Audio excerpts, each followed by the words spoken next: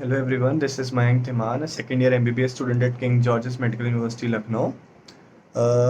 आज की इस वीडियो में मैं बुक्स के बारे में बात करूंगा। जितनी भी बुक्स मैंने एज अ ड्रॉप ईयर पढ़ी थी, स्पेशली थर्ड ड्रॉप में जो मैंने पढ़ी थी और जो फर्स्ट सेकंड ड्रॉप में भी पढ़ी थी, और किन से मुझे कितना फ़ायदा हुआ, वो सारी बातें करूंगा। उससे पहले बता दूं, मेरे मार्क्स 651 थे आउट ऑफ 720 नीट 2020 में। एंड सब्जेक्ट वाइज मार्क्स मेरे थे 160 थे फिजिक्स में, 161 थे केमिस्ट्री में एंड 330 थे बायो में। ठीक है, तो बुक्स के बारे में बात करते हैं। अच्छा, जिसको पूरा वीडियो नहीं देखना है उसको मैं शॉर्ट समरी में बता देता हूँ। पूरा गेम मॉड्यूल्स, एनसीईआरटी और प्रीवियस ईयर क्वेश्चन पे चलता है। मॉड्यूल इसलिए पढ़ने होते हैं ताकि तुम जो कोचिंग जिससे ले रहे हो उनके मॉड्यूल्स पढ़ के उनके टेस्ट में स्कोर कर सको, क्योंकि जब तुम्हारा स्कोर अच्छा आएगा तब तुम्हारा कॉन्फिडेंस बूस्ट होगा और तुम आगे के लिए अच्छी मेहनत करोगे। एनसीईआरटी ऑब्वियसली पता है, इस समय का पैटर्न पूरा एनसीईआरटी बेस्ड चल रहा है, फिजिक्स केमिस्ट्री बायो तीनों में। इवन केमिस्ट्री में भी मैंने देखे इन text examples as it is उठ के आ रहे हैं। ठीक है, और भाई एनसीईआरटी तो हो गई। प्रीवियस ईयर क्वेश्चन का फ़ायदा ये होता है कि जो अगले साल जो क्वेश्चन आने होते हैं ना, वो उन्हीं के अराउंड आते हैं। ऐसा नहीं होता कि आज इधर से आया तो अगला कहीं उधर से दूसरी दुनिया से उठा के ले आएंगे। ऐसा नहीं है, उसी टॉपिक्स के आसपास सब पूरी दुनिया मंडराती है जो पेपर सेट करते हैं। ठीक है, तो प्रीवियस ईयर क्वेश्चंस में आपको पूरा वो मिल जाएगा, एक ग्लिम्स मिल जाता है कि हाँ पेपर में क्या आने वाला है। ठीक है, अब मैं सब्जेक्ट वाइज बात करता हूँ। ठीक है, अब जिनको आगे देखना है वो देखे, पूरा मैं सारा डिटेल बताऊंगा मैंने क्या क्या पढ़ा था और क्या क्या हेल्पफुल था। ठीक है, फिजिक्स से बात करते हैं। फिजिक्स सबको सबसे ज़्यादा डरावना लगता है। ठीक है, पता नहीं क्यों डरावना लगता है, मुझे नहीं लगा था। अच्छा तो ठीक है, फिजिक्स में अच्छा जो लोग 11th 12th वाले मेरे को देख रहे हैं, 12th वाले भी अगर कोई देख रहे हैं, तो अभी तक अगर फिजिक्स की एच सी वर्मा नहीं उठाई है तो भाई उठा लेना। ठीक है, क्योंकि एच सी वर्मा एक ऐसी बुक है जो आपको फिजिक्स से प्यार करा देगी।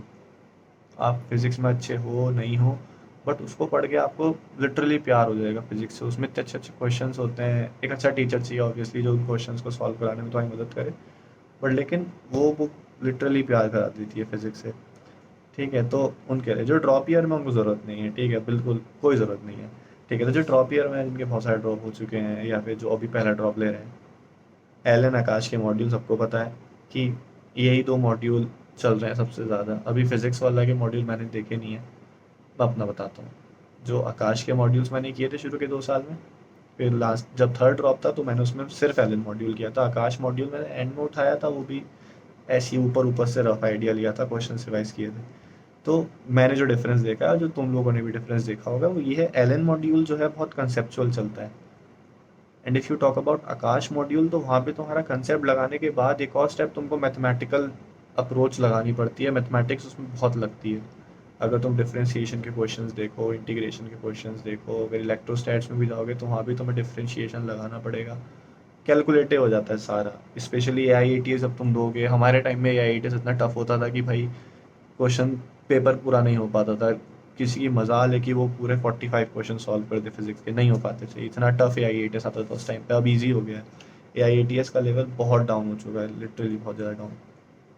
ठीक है, तो एल एन मॉड्यूल बहुत कंसेप्चुअल है। वो तुम्हारे कुछ क्वेश्चंस एल एन के मॉड्यूल में थ्योरेटिकल अप्रोच होते हैं, इंक्रीज डिक्रीज वाले, कि अगर ऐसा होगा तो बताओ ये चीज़ इंक्रीज होगी या डिक्रीज होगी। तो वो चीज़ देख लो, एल एन के मॉड्यूल में बहुत अच्छा दिया, तुम्हारा थ्योरी कवर हो जाएगा। आकाश के मॉड्यूल, अगर तुम्हारा जो एक ही मॉड्यूल काफ़ी होता है, अगर तुम्हारे आकाश के मॉड्यूल है तो भाई थ्योरी तो मत पढ़ना उस बुक की, क्योंकि वो इतनी वास्ट है, नहीं पढ़ पाओगे।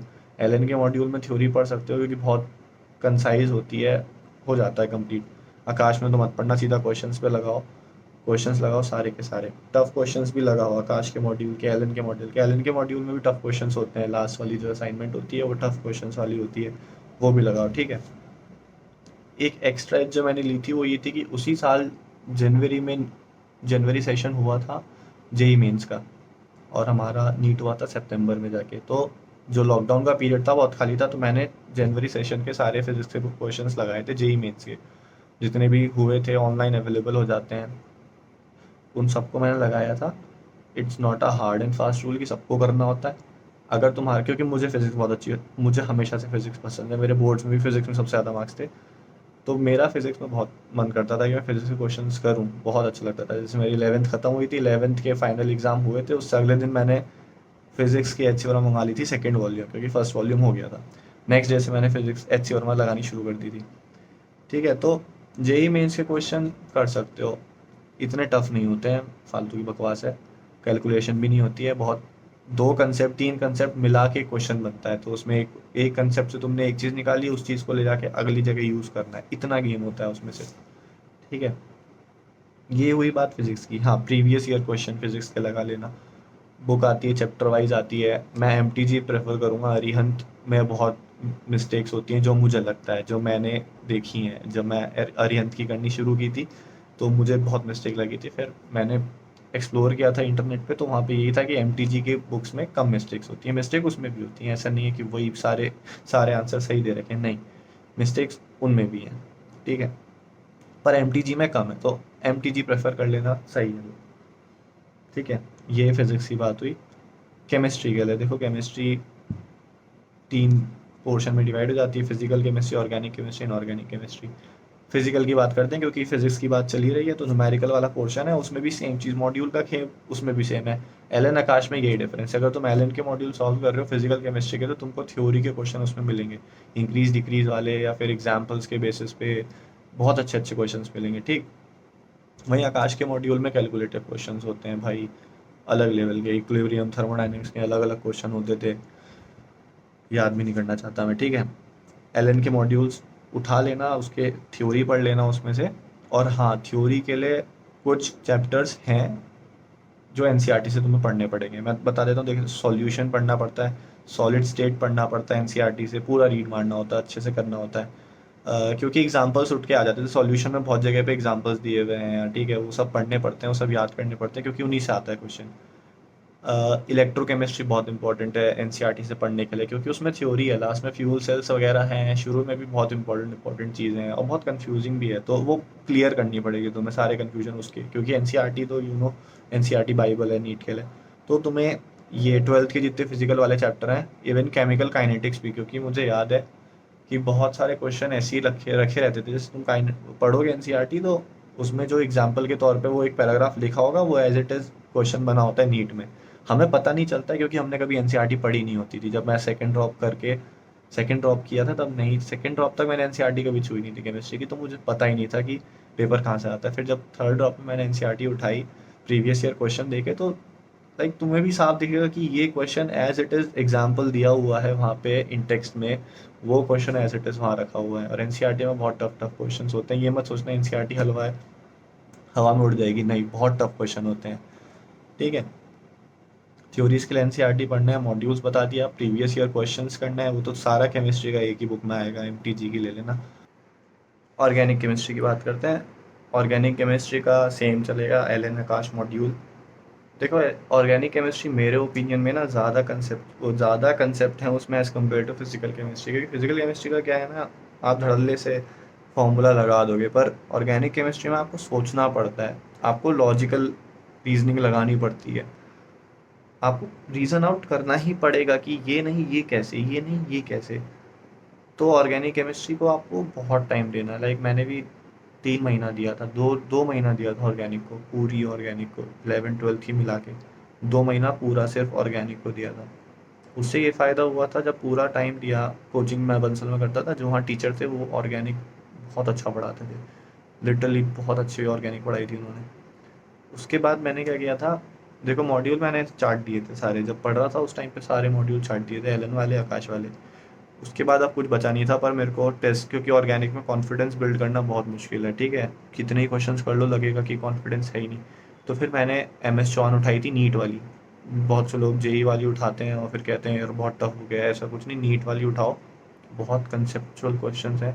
पहला जो चैप्टर है वो बेसिक कंसेप्ट ऑर्गेनिक केमिस्ट्री का, बस वही चैप्टर है, उसी में इतने सारे क्वेश्चंस हैं और उसी में सब कुछ कवर हो जाएगा तुम्हारा। उसके बाद वाले चैप्टर्स में बहुत कम कम क्वेश्चंस हैं, कम कम भी वो 200 में आते हैं। ठीक है, पहले चैप्टर में 600 के अराउंड क्वेश्चन है, 600 700 के अराउंड, तो वो पूरी की थी मैंने। लास्ट तक आते आते लास्ट चैप्टर में तो बहुत ही कम क्वेश्चंस थे, सारे क्वेश्चंस वो पाइलअप पहले ही होते रहते हैं। वो पूरी बुक तभी करनी है जब तुम्हारी पूरी ऑर्गेनिक कंप्लीट है, 11 12 दोनों की। और ऑर्गेनिक का मतलब फिर ऑर्गेनिक ही है, पॉलीमर बायोमोलिक्यूल वाली बात नहीं कर रहा हूँ मैं, सिर्फ organic, halo alkane, hello Areen, aldehyde ketone, ये सब।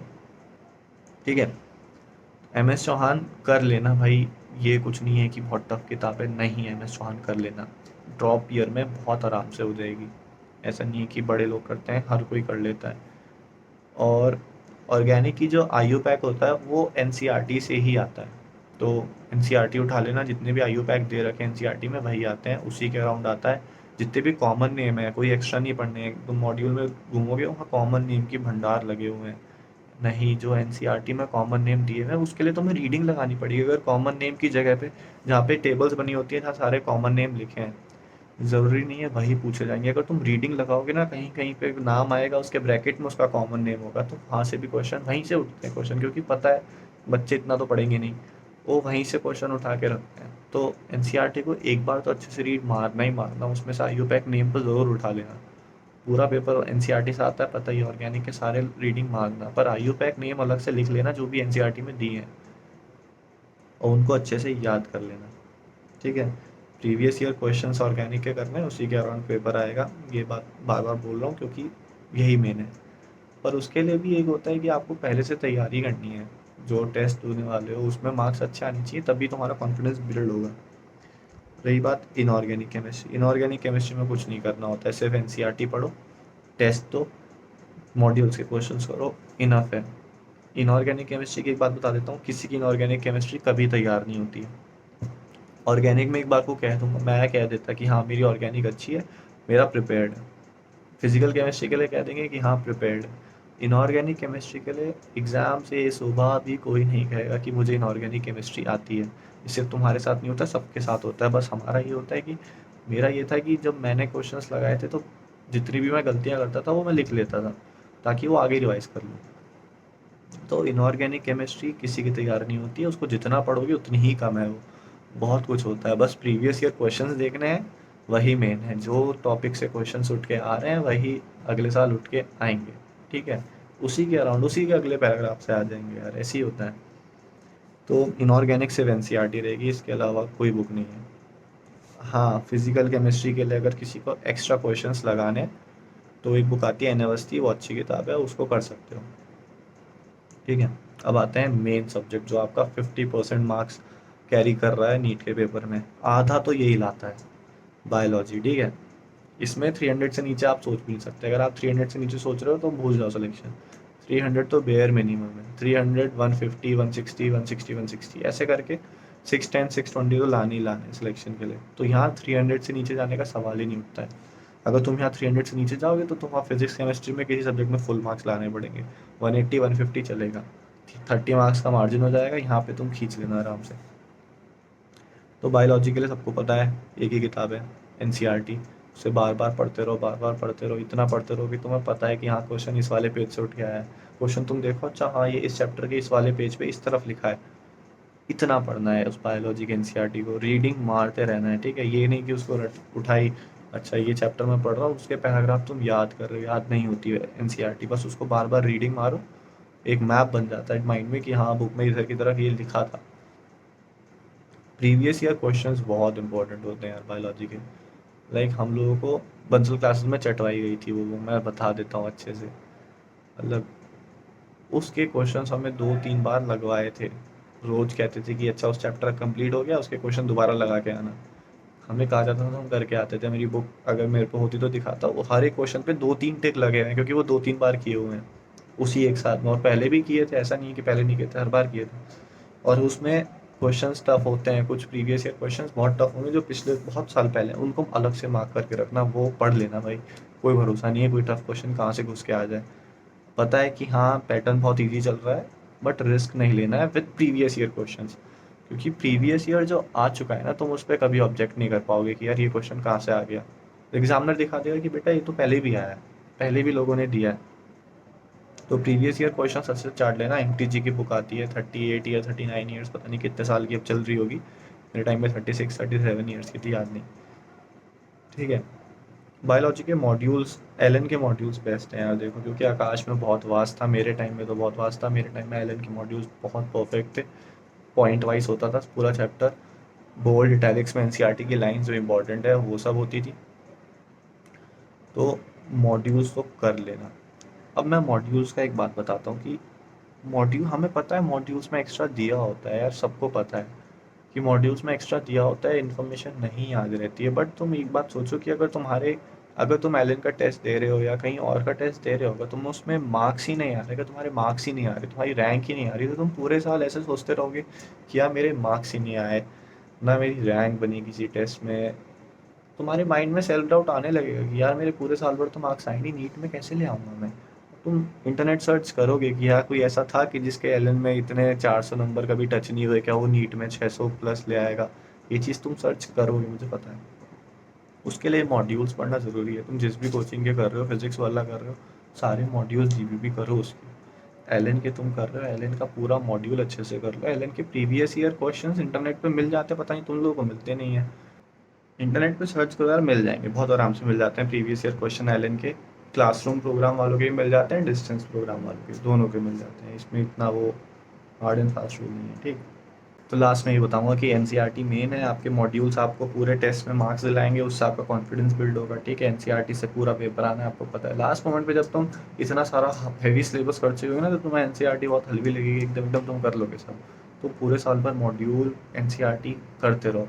प्रीवियस ईयर क्वेश्चन तो तुम्हें पता होना चाहिए कि हाँ ये क्वेश्चन किस साल में आया था। अगर तुम्हें कहीं दिख जाए, लाइक इंस्टेंट तुम्हें पता चल जाए, अरे यार ये तो इस साल आया था, बहुत साल पहले आया था, या रिसेंट टाइम में आया था।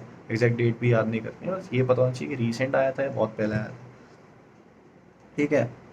और इसके अलावा तो मेरे को कुछ छूटता दिख नहीं रहा है। हम्म, हम्म, इतना ही है यार, ठीक है। इसके अलावा कोई दिक्कत हो तो मैं हूँ ही अवेलेबल, हर किसी का रिप्लाई कर ही रहा हूँ। कोई भी दिक्कत हो मेरे को मैसेज कर सकते हो, कोरा पे, इंस्टा पे, टेलीग्राम पे, तीनों चीज़ें हैं। डिस्क्रिप्शन में मिल जाएगा, अबाउट में मिल जाएगा, कहीं ना कहीं मिल जाएगा।